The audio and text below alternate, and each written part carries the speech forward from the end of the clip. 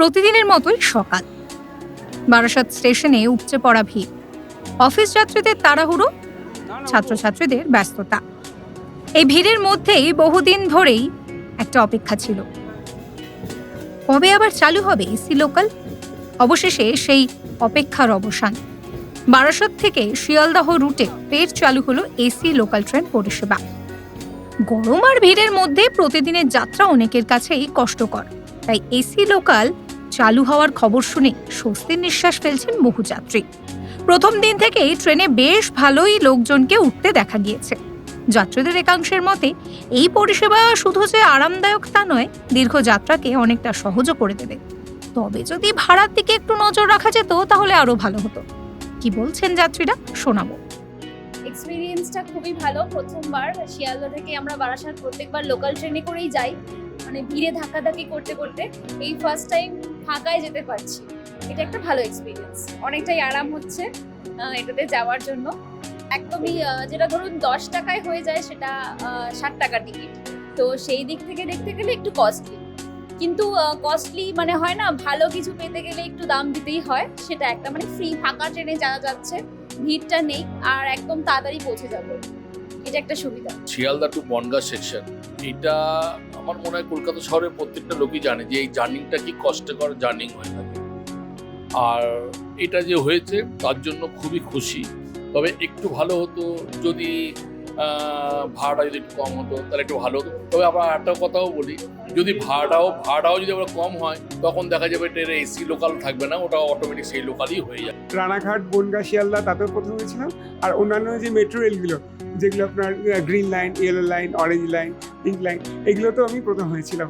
তো আমি কাল 12:50 উঠেছিলাম ট্রেনে, নিয়ে 1টার সাথে নেমেছি শিয়ালদা, নিয়ে সারা রাত মশার কামড় খেয়েছি এই প্রথম হবো বলে, এই প্রথম টিকিটটার জন্য।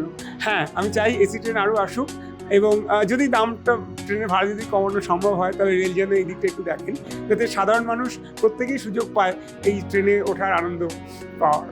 যেমন প্রথমে যখন রানাঘাট, বনগাঁ, শিয়ালদা চালু হয়েছিল তখন স্টপেজ খুব কম ছিল, কিন্তু মানুষের চাহিদা অনুযায়ী আস্তে আস্তে স্টপেজ বেড়েছে। হয়তো এই শিয়ালদা এবং বারাসাত ট্রেনেরও স্টপেজ বাড়বে।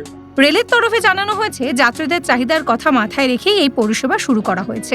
ভবিষ্যতে এই ধরনের পরিষেবা আরও বাড়ানো হবে যাতে নিত্যযাত্রীরা উপকৃত হন। বারাসাত থেকে শিয়ালদাহ পর্যন্ত এসি লোকালের ভাড়া রাখা হয়েছে 60 টাকা। ট্রেনটি প্রতিদিন সকাল 10:33 শিয়ালদাহ থেকে বারাসাতে পৌঁছবে এবং সকাল 11:29 বারাসাত থেকে শিয়ালদাহর উদ্দেশ্যে রওনা দেবে। ব্যস্ত সময়ে শিয়ালদাহমুখী যাত্রীদের পাশাপাশি হাসনাবাদ শাখার যাত্রীদেরও এই পরিষেবা বিশেষভাবে উপকার দেবে। কি বলছেন রেলের আধিকারিক, শোনাবো। খুশির খবর আমাদের কাছে, বারাসাতবাসীর কাছে এবং রেলের কাছে, যে নতুন ট্রেন, এসি ট্রেন চালু হলো। আমরা চাইবো এসি ট্রেনটাই যেন সবাই যায়, আমাদের রেলের আর্নিংস বাড়ায় এবং এটাতেই আমাদের লাভ। ট্রেন যত বাড়ানো হবে তত যাত্রীরা, সাধারণ মানুষরা ভালোভাবে যেতে পারবেন।